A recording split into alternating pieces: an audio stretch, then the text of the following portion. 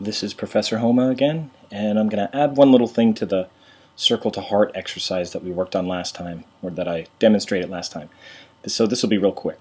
Again, here's the heart that we worked on last time. I'm using my direct selection tool so I can see my anchor points. I have a corner point, and remember it's a corner point because the handles work independently. I have curve points on the sides because the handles work like seesaws. There's another seesaw. And on the bottom point, it was a corner point because there was no handles. We used the convert tool to suck in the handles and removed handles. So this is a corner point. And what I'm going to do is make this a corner point with handles, just like this one is. This has handles so that it could go in different directions.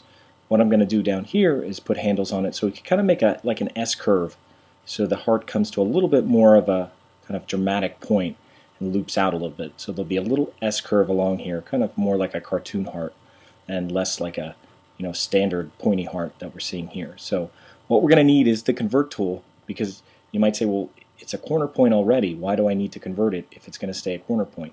Well, in order to bring handles out, we do need to use the convert tool. So in order to make it a corner point with no handles into a corner point with handles, we have to bring handles out first, which makes it a curve point.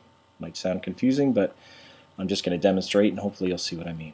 I'm going to drag with my convert tool on here, and the first thing I'm going to do is convert it into a curve point.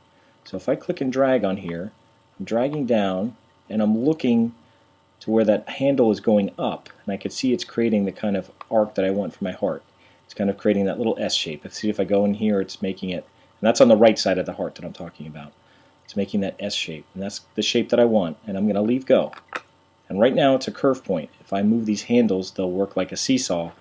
Again, if I use my direct selection tool. But if I use this tool right away, if I stay with my convert tool and I drag the other side up, it'll disengage it from being a curve point now to a corner point.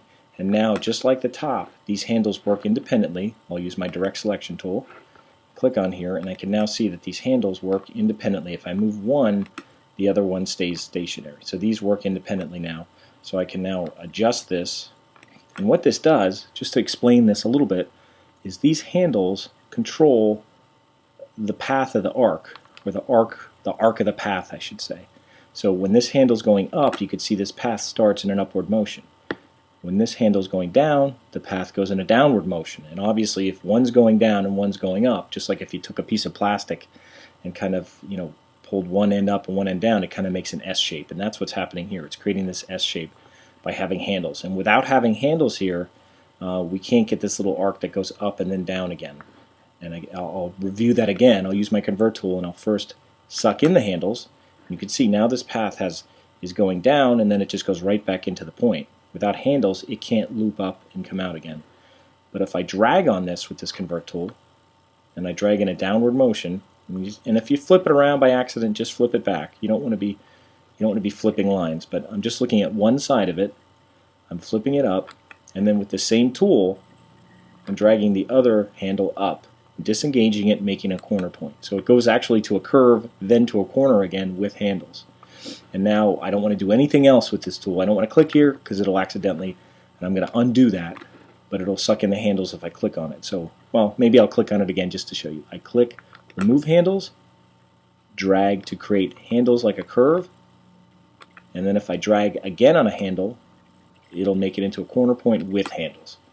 So that's all I wanted to show you, is just that that little conversion down there, that you do have to make it into a curve point first and then drag the handle with the convert tool. So we now have, just to look at these one more time, corner point with handles, corner point with handles, curve points because they work like seesaws, and curve points so they work like seesaws.